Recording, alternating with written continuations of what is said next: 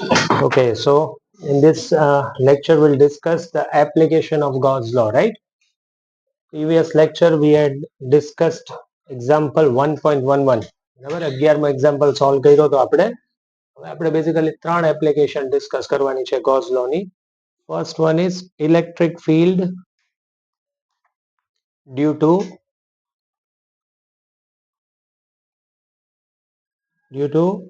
an infinitely long straight uniformly charged wire. શું કહે છે ગોસ લો ની હેલ્પ થી આપણે ઇલેક્ટ્રિક ફિલ્ડ ગોતશું કોના માટે એક infinitely long uniformly charge wire માટે. ચાલો જો વાયર છે,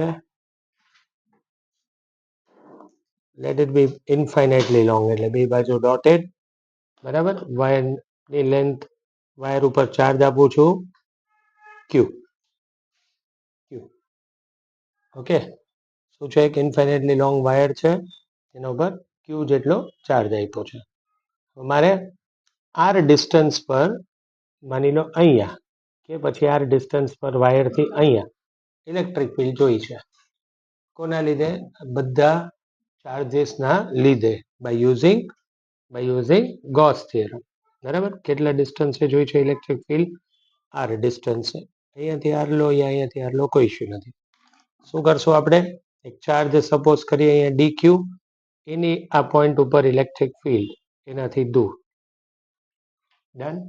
અહીંયા એક ચાર્જ સપોઝ કરું છું, એની આ પોઈન્ટ ઉપર ઇલેક્ટ્રિક ફિલ્ડ એનાથી દૂર. Got it? Resultant electric field ક્યાં મળશે? મળશે. ડન. રિઝલ્ટન્ટ ઇલેક્ટ્રિક ફિલ્ડની ડાયરેક્શન આવી. ક્લિયર? સિમિલરલી નીચેના પાર્ટમાં પણ એવું જ થશે. આ ચાર્જ એની ઇલેક્ટ્રિક ફિલ્ડ આમ, આ ચાર્જ એની ઇલેક્ટ્રિક ફિલ્ડ ઈ પોઈન્ટ ઉપર આમ. ડન. આ નેટ ઇલેક્ટ્રિક ફિલ્ડ. ક્લિયર? શું છે ભાઈ Gauss theorem? Flux is equals two E dot dA equals to sigma q enclosed by epsilon naught.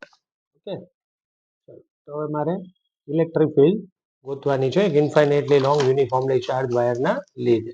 તો આપણે આવું કરીએ.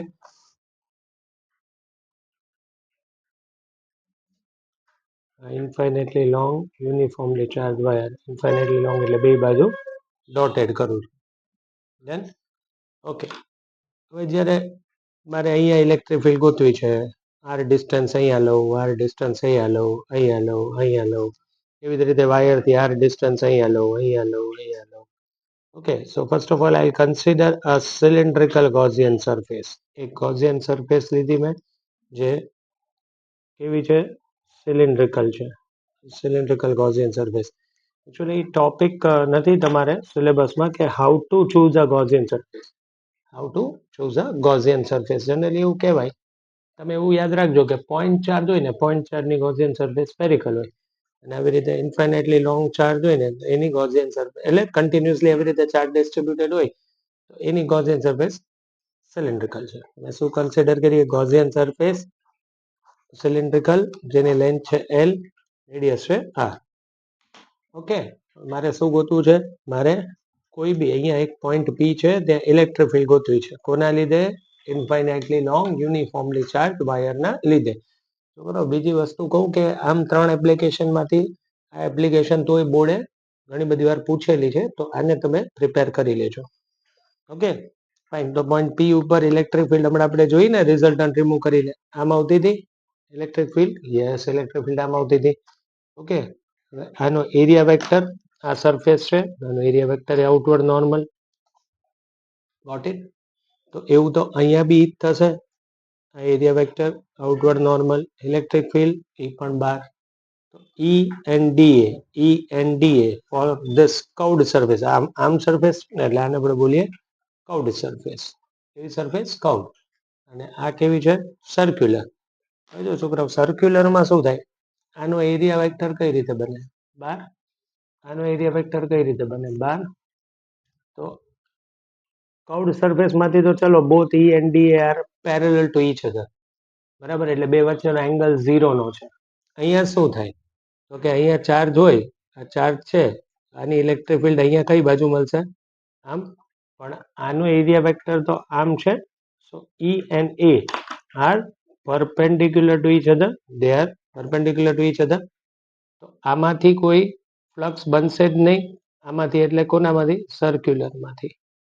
તો circular સરફેસમાં E perpendicular to DA છે, યા perpendicular to A છે, તો flux will be 0. Flux will be 0 circular રિજિયનમાંથી. Same વસ્તુ આમાં પણ લાગુ પડશે. આ ચાર્જ, આ પોઈન્ટ, આની ઇલેક્ટ્રિક ફિલ્ડ આમ, આનો એરિયા વેક્ટર આમ, એંગલ કેટલાનો થયો, 90. તો આનો મતલબ એવો થયો કે બે સરફેસ ટોટલ છે, એક કર્વ્ડ એટલે આમ બે કર્વ્ડ બે સર્ક્યુલર, પણ શેપ બે છે, એક કર્વ્ડ છે ને એક સર્ક્યુલર છે. એમાંથી સર્ક્યુલર માંથી તો કોઈ ફ્લક્સ બનતો નથી, right. So total flux is equals to sigma Q by epsilon naught. Total flux એટલે flux through circular plus flux through curved is equals to sigma q by epsilon naught. શું આટલું? Got it? હવે એમાંથી circular માંથી શું થાય, 0. કેમ? because E is perpendicular to DA, એ 0 થઈ જાય. રેડી? કર્વ્ડ સરફેસ માંથી કેટલો ફ્લક્સ થાય, કર્વ્ડ સરફેસ માં જોયું તો ખરી, integration E dot DA sigma ક્યુ. અચ્છા, ક્યુ ને હું લેમડા એલ લખી શકું, છે, આપણે લિનિયર ચાર્જ ડેન્સિટી ભણ્યા હતા. લેમડા શું થાય, લેમડા શું છે, linear charge density which is equals to charge by length, Q by length. Charge પર યુનિટ લેન્થ રિપ્રેઝન્ટ કરે, જેની યુનિટ આવે કુલમ બાય મીટર, યુનિટ આવે કુલમ બાય મીટર. તો ક્યુ ને હું લેમડા એલ લખી શકું કે ન લખી શકું, લખી શકાય ને. Integration E dot D equals to lambda L by epsilon naught. ચલો અને આગળ સોલ્વ કરીએ. Integration E dot E d A cos 0 equals to lambda L by epsilon naught. શું આટલું? બરાબર. તો અહીંયાથી E ઇન્ટુ ઇન્ટિગ્રેશન નો કરો, ડાયરેક્ટ લખો ઇન્ટુ આખો એરિયા. એરિયા શું થશે, સરકમફરન્સ ઇન્ટુ લેન્થ. લખાયું 2 પાઈ આર, આની રેડિયસ આર છે, રેડી. તો 2 pi R into L, 2 pi r into L, that is area. E into 2 pi r into L is equals to lambda L by epsilon naught. L cancel. Electric field due to infinitely long uniformly charged wire is lambda by 2 pi epsilon naught r. Got it, students? Electric field is inversely proportional to R. તો કદાચ E versus R નો graph બનાવું, hyperbola બને. કેવો બનશે, hyperbola. એટલે જો કાયમ electric field કે ક્યુ બાય આર સ્ક્વેર કે ક્યુ બાય આર સ્ક્વેર નહીં કરવાની, ડિપેન્ડ કરે કોની વાત કરો. Infinitely long uniformly charge wire માટે electric field is lambda by 2 pi epsilon naught R, so it is inversely proportional to R. બરાબર. તો ગુજકેટમાં આવો ક્વેશ્ચન એક આવ્યો હતો. હું એક્ઝેક્ટ વેલ્યુઝ નહીં કહી શકું શું હતી, પણ શું ક્વેશ્ચન હતો એ સમજાઈ શકીશ. એટલે તમને આવું કીધું હતું કે ભાઈ 2 સેન્ટીમીટર ઉપર ઇલેક્ટ્રિક ફિલ્ડ છે કંઈક 9 into 10⁴. જો આ વેલ્યુઝ કદાચ આગી પાછી થશે, ક્વેશ્ચન આ જ ટાઈપનો હતો.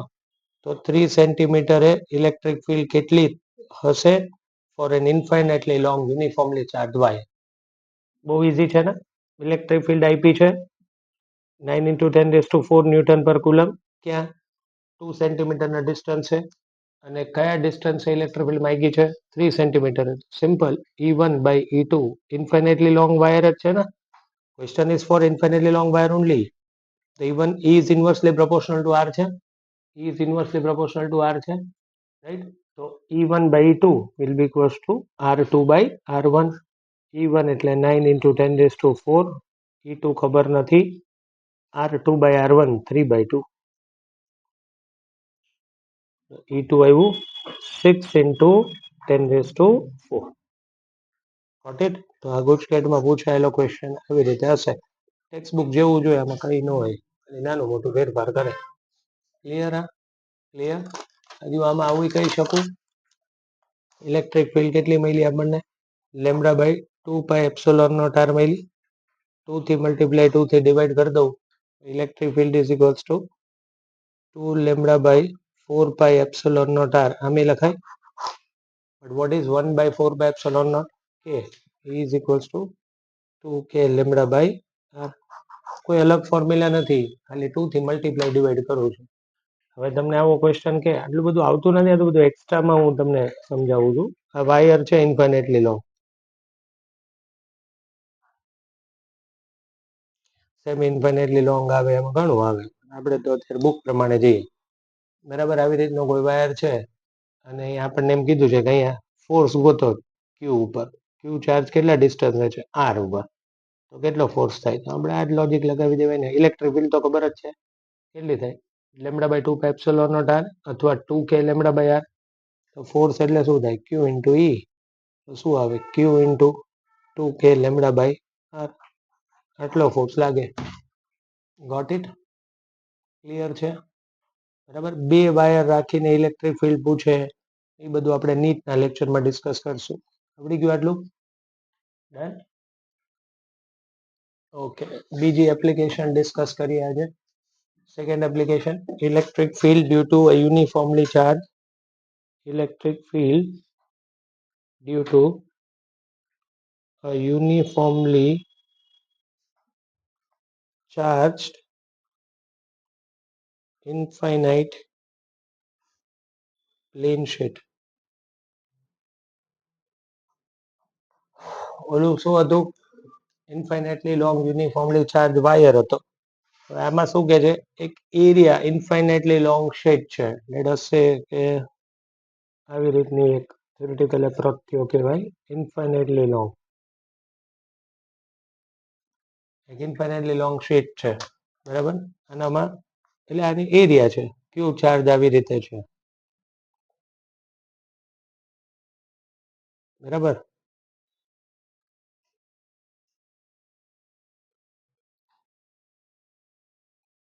Q is the charge, A is the area. Then હવે મારે આના લીધે અહીંયા ઇલેક્ટ્રિક ફિલ્ડ જોઈ છે. આર ડિસ્ટન્સ છે કે પ્લેટની પાછળ આર ડિસ્ટન્સ ઇલેક્ટ્રિક ફિલ્ડ જોઈ છે. Done? Okay, using Gauss theorem. પાછું શું કન્સિડર કરી છે? ગોસિયન સરફેસ બનાવું, સિલિન્ડ્રિકલ ગોસિયન સરફેસ. જો ઓલા કરતા થોડું અલગ થશે. આમાં શું કરવું છે મારે? આ એક શું છે? ઇન્ફાઇનેટલી લોંગ પ્લેટ છે, આનામાં ચાર્જ ડિસ્ટ્રીબ્યુટેડ છે એરિયા ઉપર. we'll have q by sigma. this is surface charge density. શું કહેવાય આને? Surface charge density. આ બધા ચાર્જીસના લીધે અહીંયાથી આર ડિસ્ટન્સ, માની લો એક ઇલેક્ટ્રિક ફિલ્ડ જોઈ છે, માની લો અહીંયા જોઈ છે. આનો એરિયા વેક્ટર આમ, યસ. આની ઇલેક્ટ્રિક ફિલ્ડ આ બધા ચાર્જીસના લીધે આ પોઈન્ટ ઉપર ઇલેક્ટ્રિક ફિલ્ડ આમ જ બને. Yes. So both E and A are in same direction. પણ હવે આ કયા રિજિયન માટે થઈ છે? સર્ક્યુલર રિજિયન માટે. મેં ગોસિયન સરફેસ આવી લીધી છે, એ લોકોએ રેક્ટેન્ગ્યુલર પેરેલલો પાઇપ્ડ લીધું છે. રાઈટ? તો તમે બુકમાં જે સરફેસ જો કરી છે એવી કરી દો, કંઈ ફરક ન પડે, આ બી ચાલે. ડન? ઓકે. સિમિલરલી અહીંયા બી આનો એરિયા વેક્ટર આમ, અને આ ચાર્જીસના લીધે આ સર્ક્યુલર એરિયામાં ઓર આ સર્ક્યુલર રિજિયનમાંથી ઇલેક્ટ્રિક ફિલ્ડ આમ જ બને. Got it? It means both E and A are in same direction, બરાબર. પણ કઈ સરફેસ માટે હવે છે આવું? સર્ક્યુલર. કર્વડ સરફેસ માટે જો હવે ઊંધું થશે. આ કર્વડ સરફેસ છે, એનો એરિયા આટલો પાર્ટ ડ્રો કર્યો, આનો એરિયા વેક્ટર એટલે આમ.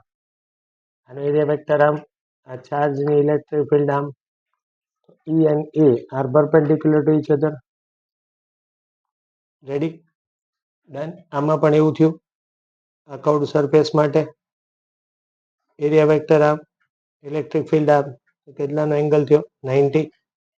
ડન? તો તમે જો ઓલામાં શું થયું હતું? Infinitely long uniformly charge wire માટે શું થયું હતું? સર્ક્યુલર માંથી ફ્લક્સ નહોતો નીકળતો, કર્વડ સરફેસ માંથી બનતો હતો, બરાબર છે. અને આમાં શું થયું, કર્વડ સરફેસ માંથી ફ્લક્સ નો નીકળ્યો, જોઈ લો, સર્ક્યુલર રિજિયન માંથી નીકળ્યો. Is it clear? ડન. એટલે અહીંયાથી આ ફ્લક્સ કેટલો, ઈ એ, અહીંયા પણ ફ્લક્સ કેટલો, ઈ એ. ક્લિયર? આમ લખી શકું, total flux is equals to sigma Q by epsilon naught. Total flux એટલે curved surface plus circular plus circular, બે વાર છે ને સર્ક્યુલર. કર્વડ પણ તમારે ઇક્વલ્સ ટુ ક્યુ. ક્યુ ને હું sigma A by epsilon naught લખી શકું કે નહીં? Total flux is equals to flux through curved surface circular circular equals to Q by epsilon naught. Q એટલે sigma A by epsilon naught. હવે circular બે માંથી નીકળશે, કર્વડ માંથી તો ફ્લક્સ નીકળતો નથી, એટલે કર્વડ સરફેસ માંથી ફ્લક્સ શું થઈ ગયો, 0. સર્ક્યુલર માં કેટલો થયો, ઈ એ. ઓલી બાજુનું પણ ઈ એ સ્કેલર જ છે ને, સીધું એડ થઈ જાય, sigma A by epsilon naught. આ શું આવ્યું, 2EA equals to sigma A by epsilon naught. A cancel. Got it? Finally electric field કેટલી આવી ભાઈ, સિગ્મા બાય 2 એપ્સિલોન નોટ. એવી આટલી ઇલેક્ટ્રિક ફિલ્ડ. તો એક infinitely long uniformly charged infinite plane sheet ની ઇલેક્ટ્રિક ફિલ્ડ બને છે sigma by 2 epsilon naught. Got it? Got it? Sigma by 2 epsilon naught જે મળે છે એક ઇન્ફાઇનાઇટલી લોંગ ચાર્જ શીટની મળે છે, પ્લેન શીટની, બરાબર. This is the only case where electric field is independent of distance. કે નહીં?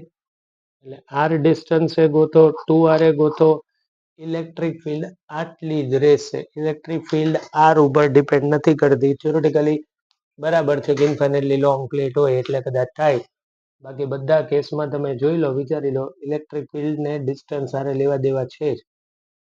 જો પોઈન્ટ ચાર્જ ની ઇલેક્ટ્રિક ફિલ્ડ શું થાય, તો કે kq by R square, that is it is inversely proportional to R square, બરાબર. ડાયપોલ ની શું થાય, તો કે 2kpz by upon z square minus a square the whole square. અને સ્મોલ ડાયપોલ માટે kq by kp by R cube, બરાબર. Axis માટે 2kp by R cube, equator માટે minus kp by R cube. એટલે electric field inversely that is 1 by R cube.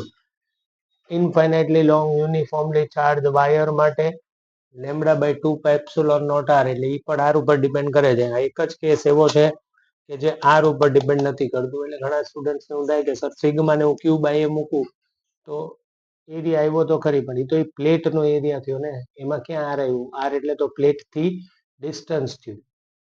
Got it? Clear? તો આમાં આવું પૂછે કે ભાઈ ઇન્ફાઇનાઇટલી ચાર્જ થિન શીટ છે, R distance electric field E હોય તો 2r એ કેટલી હોય, તો 2r કો 3r કો r બાય 2 કો બધામાં ઇલેક્ટ્રિક ફિલ્ડ ઈ જ રહેશે, right. It is independent of distance. એટલે કદાચ આમાંથી એક્સ્ટ્રા હું કરાવી શકું સાથે સાથે, થોડું કરાવી દઉં એટલે તમારે પૂછકેટ લેવલ સુધીનું થઈ જાય. ઈ વર્સિસ આર નો ગ્રાફ હું બનાવું, ઈ વર્સિસ આર નો graph it will be a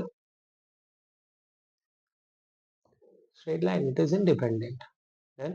sir આ એક પ્લેટની જગ્યાએ માની લો બે પ્લેટ હોય તો, એક પ્લેટ ડિપેન્ડ કરે તમે કેવી રીતે રાખો. ચાલો બે ત્રણ કેસ ડિસ્કસ કરી લઈએ. ચલો, સિગ્મા 1 ને સિગ્મા 2 ઇક્વલ હોય તો, હા ચલો બે પ્લેટ લીધી, સિગ્મા 1 સિગ્મા 2 ઇક્વલ છે, તો અહીંયા શું થાય, અહીંયા બે પ્લેટની વચ્ચે આની ઇલેક્ટ્રિક ફિલ્ડ આમ, આની ઇલેક્ટ્રિક ફિલ્ડ પોઈન્ટ થી આમ, will cancel each other. Cancel જ થાય ને, સિગ્મા 1 સિગ્મા 2 તો ઇક્વલ જ છે. તો sigma 1 by 2 epsilon naught, sigma 2 by 2 epsilon naught, both are equal, will cancel each other. Bar શું થાય, બાર એડિશન થઈ જશે. જો પોઈન્ટ પી ઉપર આની ઇલેક્ટ્રિક ફિલ્ડ આ પોઈન્ટ ઉપર આમ, આની પણ ઇલેક્ટ્રિક ફિલ્ડ પોઈન્ટ ઉપર આમ જ થઈ, હવે બરાબર ને, હવે ફ્રોમ પોઈન્ટ પી. એટલે અહીંયા કેટલી થાય, sigma by 2 epsilon naught plus sigma by 2 epsilon naught, બે એડ થઈ જશે. રેડી? અહીંયા પણ એવું જ થશે, ક્યુ પોઈન્ટ ઉપર આની આ પોઈન્ટ ઉપર ઇલેક્ટ્રિક ફિલ્ડ આમ, આની આ પોઈન્ટ ઉપર ઇલેક્ટ્રિક ફિલ્ડ આમ, બે એડ કરજો, વાત ખતમ. આવડી ગયું? ત્રણ આવે તો આવડે. ચાલો એક 3 નું ડિસ્કસ કરી લઈએ, પ્લસ માઇનસ નું ડિસ્કસ કરી લઈએ. કદાચ બે ઇક્વલ નું હોય તો શું? તો જે મોટું હોય એ બાજુ ઇલેક્ટ્રિક જાય. સિમ્પલ વાત છે. એટલે સર માની લો હવે આવી રીતની પ્લેટ લઉં છું, σ1. ચલો આ σ1 ગ્રેટર ધેન σ2. લેસ લેવું હોય લેસ, ગ્રેટર ગમે તે એક કેસ ડિસ્કસ કરી લઈએ એટલે તમને બીજા આવડી જાય, એમાં કાંઈ નહીં હોય. એટલે અહીંયા આમાં હું તો કહ્યું અહીંયા ચાર્જીસ વધારે દેખાડવાના, બરાબર. અહીંયા ચાર્જ વધારે છે, અહીંયા ઓછા છે. અહીંયા એડ થાય, અહીંયા સબટ્રેક્ટ થઈને 0 નો થાય, કેમ કે અનઇવન ચાર્જ ડેન્સિટી છે ને. અહીંયા શું થાય, σ1/2 એપ્સિલોન નોટ આની σ2/2 એપ્સિલોન નોટ. પણ આ ગ્રેટર છે એટલે નેટ ઇલેક્ટ્રિક ફિલ્ડ. ચલો વચ્ચેના પોઈન્ટ ઉપર, પોઈન્ટ પી ઉપર કઈ રીતે મળે? ઓકે આવી રીતે મળે, σ1/2 epsilon naught minus σ2/2 epsilon naught. 0 નો થઈ જાય. અને પહેલાના કેસમાં 0 થતી હતી, કેમ કે σ1 σ2 ઇક્વલ હતા. આ નેટ થઈ ગયું, σ1 માઇનસ σ2/2 એપ્સિલોન નોટ. કઈ બાજુ આવશે? કોનું વધારે? σ1 વધારે છે, રાઈટ સાઈડ. એવડું આવું અહીંયા તો બે એડ જ થઈ જશે ને. આની ઇલેક્ટ્રિક ફિલ્ડ આ પોઈન્ટ ઉપર આમ, આની પણ આ પોઈન્ટ ઉપર આમ. તો σ1/2 epsilon naught plus σ2/2 epsilon naught. એવી રીતે અહીંયા બી થાય. ડન. સર એક નેગેટિવ લાઈન દેખાડો. લ્યો ભાઈ નેગેટિવ લાઈન દેખાડો. એમાં હોય કઈ? લો 3 પ્લેટ કહો તો 3 લાઈન કરી દેવું. ઈઝી છે, કઈ છે નહીં. Plus minus σ1 σ2 value wise equal છે, મેગ્નિટ્યુડ વાઇઝ ઇક્વલ છે. આમ થોડા અપોઝિટ નેચરના છે. આમાં શું થાય ખબર? અહીંયા એડ થાય, બાર વચ્ચે એડ થાય, બાર કેન્સલ થતી હશે. જો પ્લસ ની ઇલેક્ટ્રિક ફિલ્ડ આ પોઈન્ટ ઉપર આમ કેટલી? σ1/2 એપ્સિલોન નોટ. તો માઇનસ ની આ પોઈન્ટ પી ઉપર ઈ ડાયરેક્શનમાં આવે. આપણે ભણ્યા હતા શું? નેગેટિવ ની ઇલેક્ટ્રિક ફિલ્ડ એની ડાયરેક્શનમાં આવે. તો પોઈન્ટ પી ઉપર બે ઇલેક્ટ્રિક ફિલ્ડ એડ થઈ ગઈ. એટલે σ1/2 epsilon naught plus σ2/2 epsilon naught. σ2 equal જ છે, એટલે હું સીધું આમ લખી શકું 2σ/2 એપ્સિલોન નોટ. કેવું આવું? એવડું બારના પોઈન્ટમાં કેન્સલ થઈ જાય. જો બારનો પોઈન્ટ અહીંયા લીધો મેં, પોઈન્ટ પી લીધો. આની ઇલેક્ટ્રિક ફિલ્ડ આ પોઈન્ટ ઉપર એનાથી દૂર, આની ઇલેક્ટ્રિક ફિલ્ડ આ પોઈન્ટ ઉપર તરફ. આની ઇલેક્ટ્રિક ફિલ્ડ આ પોઈન્ટ ઉપર એનાથી દૂર, આની ઇલેક્ટ્રિક ફિલ્ડ આ પોઈન્ટ ઉપર એની તરફ. Got it? સિમિલરલી અહીંયા ઈ જ થશે, અહીંયા ઈ જ થશે. આની ઇલેક્ટ્રિક ફિલ્ડ આ પોઈન્ટ ઉપર એનાથી દૂર, આની એની તરફ. Equal in magnitude, opposite in direction. આવડી ગયું? Got it?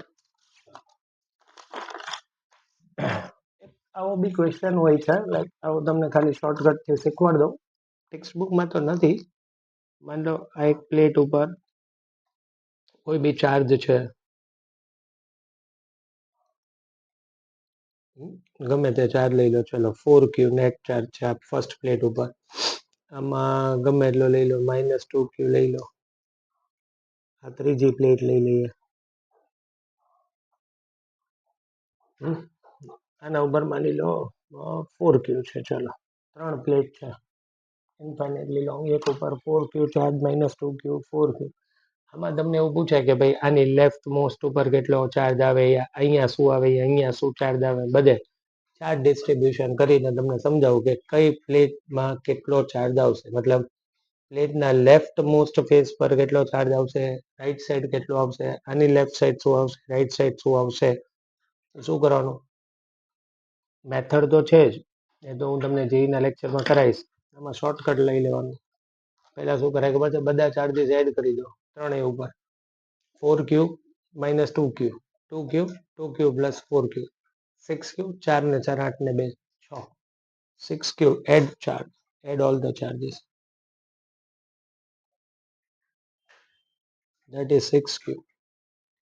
બરાબર? Divide by 2. ચાલો સ્ટેપ્સ લખી દઉં તમને. કેટલો ચાર્જ થાય ડિવાઈડ બાય 2 કરો એટલે 3q થાય. થાય કે નહીં? 3q કાં અહીંયા આપી દો, કાં અહીંયા આપી દો, ચાલે. માન લો અહીંયા આપી દો. અહીંયા આના ઉપર આવ્યો 3q ચાર્જ. 4Q માંથી 3Q અહીંયા આવે તો અહીંયા શું આવે Q ઇન્ડક્શન. ઇન્ડક્શનની મેથડ નો ખબર પડે તો આમે ખબર પડે ને ટોટલ 4Q છે એમાંથી 3Q અહીંયા આવ્યો તો અહીંયા કેટલો બચ્યો Q. અહીંયા Q આવે તો અહીંયા માઇનસ Q આવે. અપોઝિટ ઇન્ડ્યુસ કરાવે ને -Q. -2Q માંથી -Q અહીંયા ગયો બરાબર. અહીંયા શું આવે -Q આવે. ટોટલ ચાર્જ આનો અહીંયા -2Q છે ને આ બેનું એડિશન કરીને થવું જોઈએ જોઈ લો. 3Q + Q 4Q -Q -Q -2Q એમ. -Q અહીંયા આવે તો અહીંયા શું બચે 4Q સોરી Q. તો 4Q માંથી Q અહીંયા આવ્યો તો 3Q અહીંયા આવ્યો. એટલે મેં કીધું તો 3Q અહીંયા મૂકો તોય ચાલે ને અહીંયા મૂકો તોય ચાલે. જોઈ લો થઈ ગયું બધું જો 3Q + Q 4Q -Q -2Q Q + 3Q 4Q. શું કરવાનું type add all the charges divided by 2 divide it by 2 and then A charge either left most plate પર મૂકો યા રાઈટ મોસ્ટ પ્લેટ ઉપર મૂકો. ચલો આવડી ગયું ક્લિયર છે ડન. હવે આપણે ડિસ્કસ કરીએ electric field due to a uniformly charged thin spherical shell. Okay.